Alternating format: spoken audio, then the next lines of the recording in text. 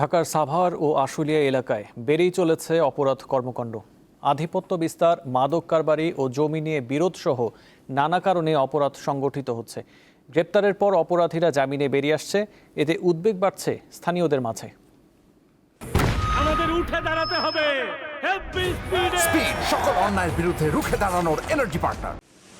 গত ২০ মে আশুলিয়ায় দুর্বৃত্তরা মোটরসাইকেলে এসে দুই ভাইকে গুলি করে পালিয়ে যায়। এ ঘটনায় এখন পর্যন্ত কোনো অপরাধীকে গ্রেপ্তার করতে পারেনি পুলিশ।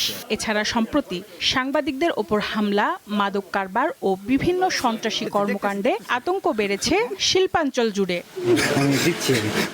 গত ডিসেম্বর থেকে এপ্রিল মাস পর্যন্ত ৫ মাসে সাভার মডেল থানায় মামলা হয়েছে ৪৩৪টি। এসব মামলায় গ্রেপ্তার হয়েছেন ১,১২৭ জন। একই সময়ে আশুলিয়া থানায় ৫০৩টি মামলায় গ্রেপ্তার হয়েছেন ১,১২১ জন। উদ্ধার করা হয়েছে ১২টি অস্ত্র।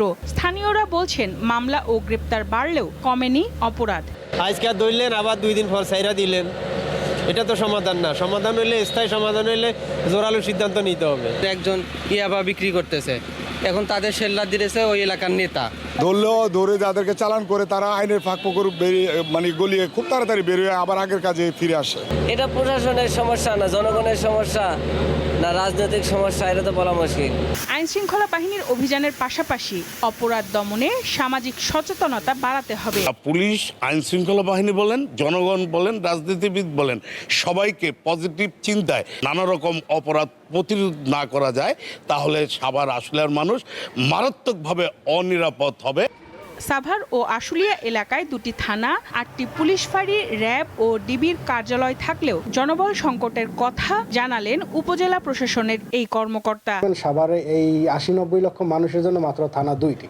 এখানে যদি আমাদের একাধিকে আরও 2-3টি থানা অতিরিক্ত থাকতো, 5টি বা 6টি থানা থাকতো, সেক্ষেত্রে হয়তো আমরা বেশি মানুষকে আইনের আওতায় বা আইনের কাভারেজে আমরা নিয়ে আসতে পারতাম। পুলিশ বলছে, শিল্পাঞ্চল এলাকায় অপরাধ দমনে অভিযান ও গোয়েন্দা তৎপরতা জোরদার করা হয়েছে।